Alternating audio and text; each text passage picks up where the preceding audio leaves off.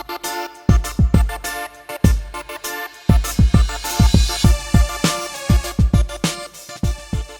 guys, Enzo Flojo here, and this is the Mabuhay Basketball Podcast, the only show that brings you the latest scoop on everything basketball here in the Philippines. Whether you're a diehard fan, a casual observer, or just looking for some good old-fashioned hoop talk, you've come to the right place. So whether you're a fan of the PBA, the UAAP, the NCAA, Gilas, or any other league in the Philippines, we've got you covered. And if you're just discovering the exciting world of Philippine basketball, we're here to guide you through every dunk, crossover, three-pointer, and controversial college transfer. So get ready to be entertained, informed, and inspired as we delve into the world of Philippine basketball. This is the Mabuhay Basketball Podcast. Let's talk some hoops. Hey guys, Enzo Flojo here, and this is another episode of the Mabuhay Basketball Podcast. We weren't able to upload yesterday, so today we're going to do a double special. I'll be talking about Gilas in this episode, and in our next episode, which is tonight, Manila time. It's going to be right after the draw for the 2023 FIBA Basketball World Cup. So that should be pretty interesting. We're going to do a really quick reaction to whatever the draw is going to be, or how it's going to look like, what the group is going to be for the Philippines. I really hope we get, we're going to get one European team, that's for sure. I'm hoping it's either Italy or Germany. I'm hoping we do get Dominican Republic as well. And I'm hoping we get Ivory Coast as well. Well, either Ivory Coast or Angola, I think we can take them. But I don't think it would be good for us if we end up with, I think Greece is the team we can end up with. I hope not. So I hope it's Italy or Germany as a European team we end up with. And of course, Dominican Republic. I think in terms of matchups, in terms of depth, I think those are the teams that we can best match up with in our group. But that's looking too far ahead right now.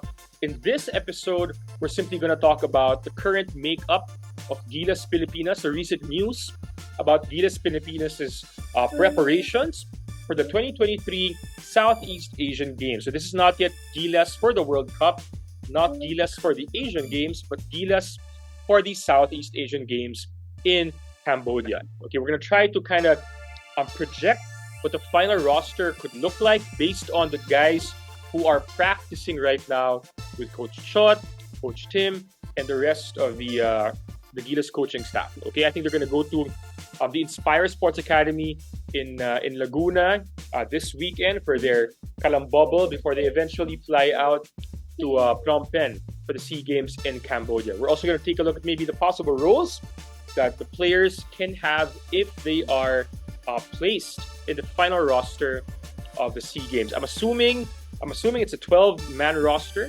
for the SEA Games. If it's going to be like last year, I think Coach Chot maybe has the capacity to interchange some players in between games. So I'm not completely sure, but let's assume it's going to be that way.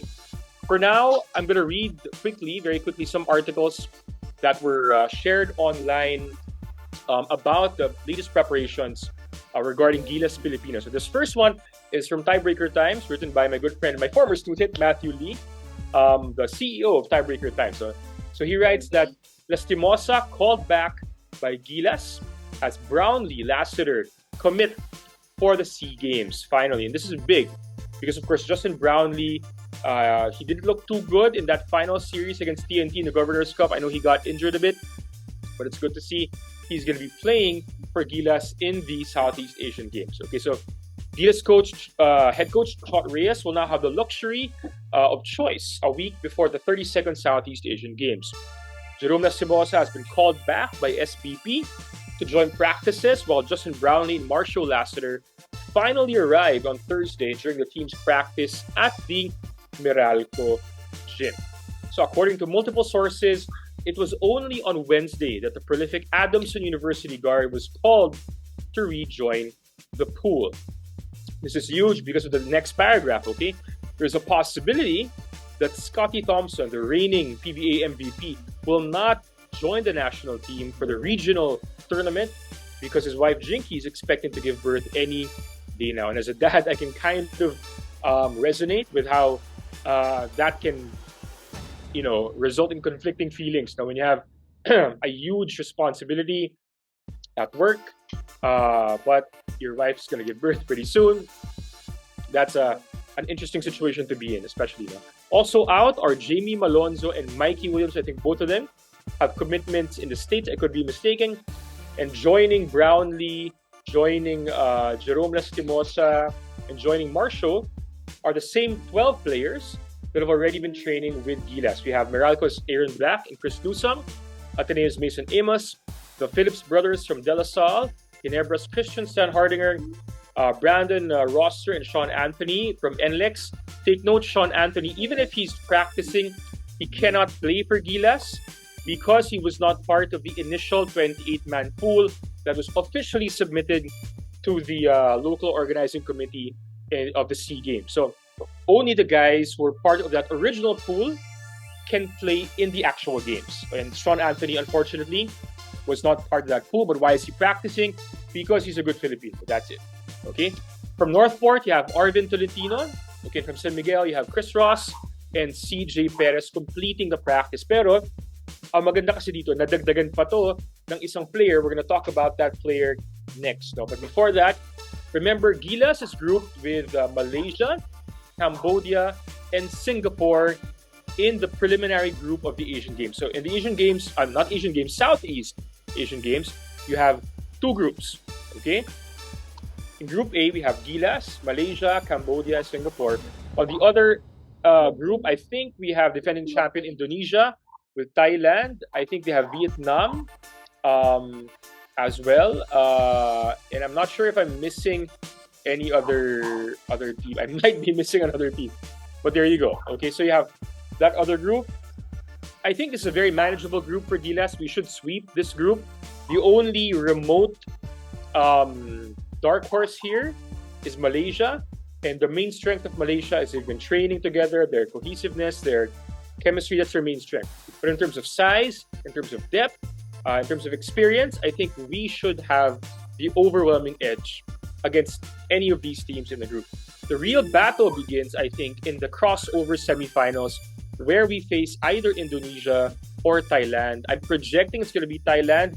That will not be easy because Thailand, I think, is going to be at full strength with most of their elite not Phil foreigner, obviously not, elite Thai foreigners coming in to reinforce the squad. And then I'm expecting we're going to face Indonesia in the finals as a rematch of last year's gold medal game. But moving on, so we have 15 players.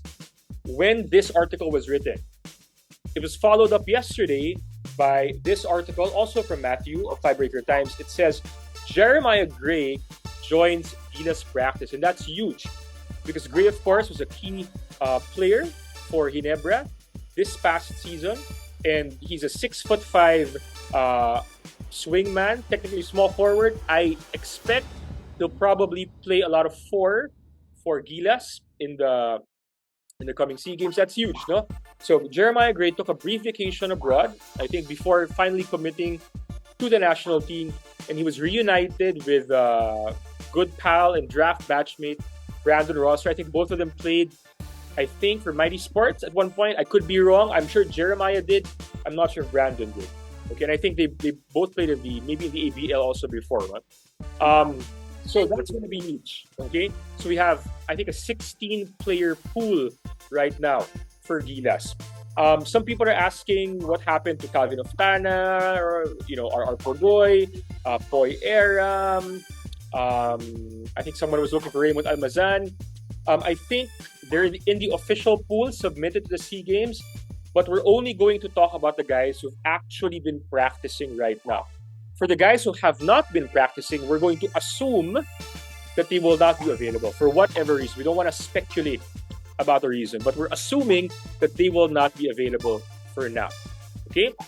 Now, several days ago, I ran a poll, okay, on Twitter about the possible final makeup of the Southeast Asian Games Gilas roster. Okay, this was that poll right here. Good enough to win gold medal. And here you have CJ, Chris Ross, Chris Newsome, Aaron Black, Brandon Roster. You have Arvin Tolentino, Mason, The Phillips brothers, Christensen, Hardinger, of course, Justin Brownlee as well. This was posted before the news that Gray was already practicing with the team. Okay, so wala pa siya dito. But obviously, he's going to be part of it already. Okay? And the three choices are, yes, we're going to blow him out. Yes, pero hirap. And no. Okay? And if we're going to talk about majority of people said yes, it's good enough to win gold. But also majority said it's going to be difficult. Okay? And I completely agree. I don't think it's going to be a cakewalk. I think unlike I think we're going to sweep through our first few games. We might even beat Thailand by double digits. Hopefully, I didn't jinx it. But that key game, again, is going to be against Indonesia. And Indonesia is going to have Marquise Bolden and Derek Xaviero. I think they're going to have Lester Prosper on board as well. I think they're going to have, I forget the name of their other naturalized player, but they have three. I'm not sure if Cambodia will allow them to play all three at the same time. But definitely all three are in the pool and they can play them in each game differently. Okay? So that's going to be a little interesting for us. Obviously, if they're allowed to play all three naturalized players plus Derek Xaviero, that's going to give Indonesia an overwhelming advantage in terms of athleticism, size, and depth. Okay? So that's going to be the huge game. All right, for Gilas. And remember, Indonesia, this is their big tournament for the year. Indonesia will not play in the World Cup. I'm not sure if they're going to play in the Asian Games. So this is their big tournament. Right now, they're the kings on the hill. They want to defend their spot as a gold medal team in the Southeast Asian Games. Right now, let's spotlight some fan reactions to this. Okay? All right. So, Gino says, Himala, available si Marcio. But nice. Binawi naman niya. Sabi niya, nice. Okay? I think this is born from the fact that in previous Gilas iterations, because of injury or any other reasons, Marcio just wasn't able to play in some tournaments. I think he played in a couple of games in the qualifiers, right? But in some tournaments, he just wasn't able to play. Obviously, in the previous World Cup, was he there? I don't think he was there in the previous World Cup in 2019. I don't remember him in that last one. I could be mistaken, so please refresh my memory. Baka na senior moment na ako. Next one. Real OG09 says, we lack solid three-point shooters. So if we look back at the roster, CJ Perez, average three-point shooter, I would say. Chris Ross, not so much. Chris Newsome, he can hit the threes. Aaron Black, I think could be the best spot-up shooter here, who's a guard. All right. Arvin Tolentino can hit. Mason can hit. But Mason, of course, is a big man, stretch four. He's a spot-up shooter. You need to set him up. He's not a pull-up three-point shooter. He's not even a shooter off the screen. Okay? So, we'll see how that goes. Okay? Michael Ben Phillips, not really shooters. Ben can hit some, but that's not his main thing. Christian, nope. Justin, yes. Okay, so we don't have a plethora of shooters. Okay, Marcio. Before Marcio came in, this was our lineup. But Marcio's there. He's going to be our main shooter. Jeremiah Gray, I think maybe can hit some as well. So, we don't have scores of shooters on this team, but we have, I think, enough. Okay? Next, Benusto Luis Miguel says, CS, BGR, Michael Phillips, Amos should play major minutes. I think maybe because they're the bigs. No, that's connected to the next comment from Tex Winter MD. Tagilid sa bigs. Remember nung finals versus Indonesia, hindi pinaporma si Junmar ng mga bigs ng kabila. Okay? I think that's wrong. Junmar actually scored 20 points in that last game against Marquise Bolden and Derek Xaviero. Okay, but here, there are bigs here. No? We don't have Almazan, we don't have Poy Eram, we don't have Japeth, we don't have AJ Adu, we don't have Kai, obviously. But you got Brandon Rosser. Arvin Tolentino is going to play some big minutes here. Mason, the Phillips brothers. Obviously, Christensen Hardinger is going to be our main big. But Justin Brownlee and Jeremiah Gray, I expect both to play at power forward, actually. So we're probably going to play small ball. It's going to be like one big, four out. Something like that is what I'm expecting. Next, from our colleague from the media, Joey Villar.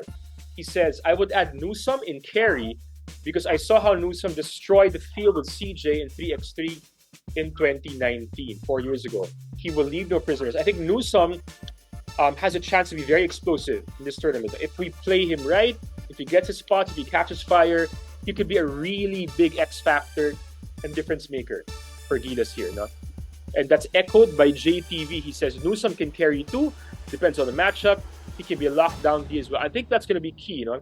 I think Newsome and Ross are going to be our big wing defenders here. Ito naman, Ghost-Faced Killer says Mike Phillips and Mason belong to the support group, while Ben respectfully is situational, in my opinion. I respect that. I think any of these three college guys can play major minutes in terms of being bigs. No? But I think eventually when we play Thailand and Indonesia, heavy minutes will go to Christian Sanhardinger, Brandon Rosser, Brownlee, and Gray in terms of the big man minutes. Okay? For Marcus Stephen, starters would be Ross, CJ, Arvin, JB, and CS. Small team. I agree it's going to be a pretty small team. I think Coach Chot, if we're going to base it on how they played last year in the Vietnam SEA Games and the substitution patterns, I think Coach Chot will probably play against Thailand and Indonesia. I expect it's going to be a short rotation, maybe 8-9 man rotation, and I expect we're going to lean very heavily on our PBA talent. Okay, that's why for me, the Phillips brothers and Mason, maybe even Jerome to a certain extent, they're going to be situational players only. Which brings me to our tier list. What I'm going to do right here is I'm gonna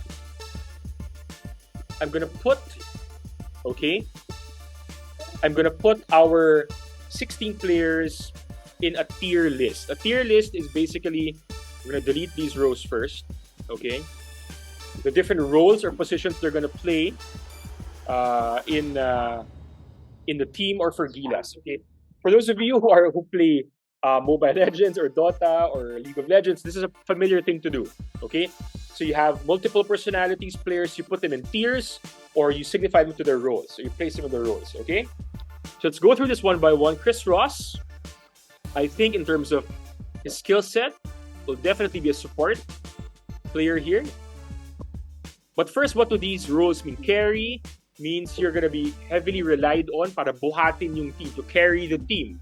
So score a lot, rebound a lot of the ball handling, you know, because he will be asked to probably be the primary point guard for this team. And I expect Chris Ross will probably play upwards of 25 minutes per game. I'm going to put him in carry. He's going to be our main point guard, our main playmaker. So he's going to, we need him to carry at that role as a main point guard. Okay?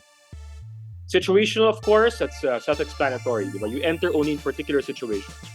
So we have Christian Sanhardinger, definitely going to be our main big man. I'd be very surprised if he doesn't start every game. Okay? I just hope that Christian stays healthy all throughout the tournament. He's going to be the guy guarding Chanatip Jakrawan from Thailand. He's going to be the guy guarding Marquis Bolden or Lester Prosper or Derek Xaviero from Indonesia. Okay? Chris Newsome, explosive, but I think he's not going to be the main option on the floor. I think at best, he'll probably be third option. You know? So I'll put him first under support. I think he's going to be maybe the main guy for the second unit for this team. Aaron Black, going to be one of our main shooters. I'm so happy for Aaron that he's going to be part of our Gilas pool finally. I think this kid, the last time he played for the country was for Batang Gilas back in 2014. That was in Doha when he was 18 years old. So I'm pumped to see him back. I think he's going to be, like Chris Newsome, an X factor for this team. Arvin Tolentino, he's going to be, I think in some games he might start at 4. But I think he's not going to be a first or second option for this team. No? Like Newsome, I think he can be explosive, but he's mainly going to be at a support role in the squad. BGR, I think, is going to be the main backup for Christian Sanhardinger. So I'm going to put him at the support role as well. So if we're going to play 4 out with one big, I think it's going to be Christian with maybe 25-30 minutes per game. Then Rosser will bring up the next 10 to 15 minutes per game. CJ Perez, absolutely going to be a carry for the squad. I think he's going to be one of the top 3 options every single time he's on the floor for this team. Going to be one of our top defenders, one of our top perimeter scorers, top slashers, and I hope he scores a ton each game in the SEA Games. Obviously, our first option probably every single time down the floor, if he's on the floor, is going to be Justin Brownlee. So obviously he's going to be a carry as well. I just hope he stays healthy also, because we're going to rely on him a ton. Next is going to be Ben Phillips. I think he's going to be situational. I think we're going to see him in some games. Again, if Cambodia allows us to change rosters every game, and I think they will, I think we're going to see Ben Phillips in some games. Okay? But definitely not going to be in the first or even second unit of this pool. Marshall Lassiter, definitely going to be a carry. He's going to be maybe our top 3-point option. He and Brownlee are probably going to be our top 2 3-point options on the squad. I think he should be a main starter for the squad. So if we're going to talk about scoring options, I think our top 3 will probably be these guys. Okay? Perez, Brownlee, and Lassiter, absolutely. Okay? Next is Mason. I've been tinkering around putting him in support or situational. But for now, I'm going to put him in situational, mainly because, again, we expect Coach Chot to stick to his PBA talent, all right? Just like he did last year in the SEA Games in Vietnam. So if Mason is going to play, it's going to be behind Christian, behind Brandon Rosser, behind Arvin Tolentino. Okay? That's what I think. All right? Next is Michael Phillips. Same thing. I think Phillips definitely has the talent and athleticism to be a really good impact player. But again, we're going to prioritize Stan Hardinger, Rosser, Brownlee, Tolentino as our main fours or bigs here. Okay? Tastimosa, I think I'm tempted to put him under situational. All right? But because we don't have a lot of point guards here, I actually think he'll be support. Okay? Because the only natural point guard we have in this pool is Chris Ross. Okay? CJ can play some spot minutes at point, but I don't think that's his strength internationally. Definitely none of the other guys in support can play point. I think they can if we force them to, but that's not their natural position. So I think Jerome Lastimosa is the guy for that. Obviously, in Adamson, he played some point, but he's mainly a shooter as well. I expect he'll be the main backup for Chris Ross. And I think that's the reason why he was called back as well. Then Jeremiah Gray, definitely support. Our main bigs are going to be Christian, Justin, Brandon, Arvin, and I think Jeremiah Gray.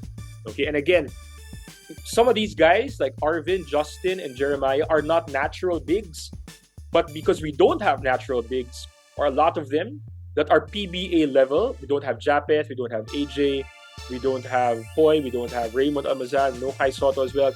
We have to rely on hybrid swingman big men. Okay, that's going to be Justin, Arvin, and Jeremiah Gray. So this is my final tier list right here. We have Chris Ross, Stan Hardinger, Perez, Brownlee, Lassiter as carries. For the supports, we have Newsome, Aaron Black, Arvin, BGR, Jerome, and Jeremiah Gray. Situational players, guys whom I don't think will play every game in the SEA Games, but will probably play at least one. We have Brandon Phillips, Mason Amos, and Michael Phillips. What do you guys think? Comment down below. Hit me up on Twitter, on Facebook, on Instagram about your own thoughts on these things. Okay, now to end this episode, whatever happens, whoever's chosen, whoever plays, as fans, as Filipinos, let's try our best. I know we all have our opinions and our criticisms, but let's try our best. Just throw our support towards Gilas. Okay, as someone who's been part of a national team coaching staff, I know firsthand how there are so many constraints, structural, systemic constraints on the team, on the coaches, on the managers, especially on the players, and especially in terms of availability. Okay, so this is not the ideal situation, but you know which persons are actually suffering because this is not ideal. It's the coaching staff. So there you go. All right, so the coaching staff, they're having it hard right now. The players as well. So let's throw our support towards their way and cheer Gilas on. If you like this topic, you should like our future topics and discussions as well. As always, we're going to spotlight some fan comments because we value your opinion, your insights. Our next episode drops tonight after the FIBA draw. So watch out for that quick reaction episode. Mabuhay ang Pilipinas, mabuhay ang Philippine basketball, mabuhay tayong lahat. Again, thanks for tuning in to this episode of the Mabuhay Basketball Podcast. We hope you enjoyed listening as much as we enjoyed creating it. So don't forget to follow, like, and subscribe so you never miss an episode. Also, feel free to leave a comment because we love that engagement. And who knows, maybe your comment might be featured next. You can also read my stuff on clutchpoints.com, Tiebreaker Times, and of course, FIBA.basketball. Follow me on Twitter at Hoopnut or Instagram at TheHoopnut for more content and updates. Until next time, keep betting on yourself, shooting your shot, and seizing the moment. Mabuhay ang Philippine basketball.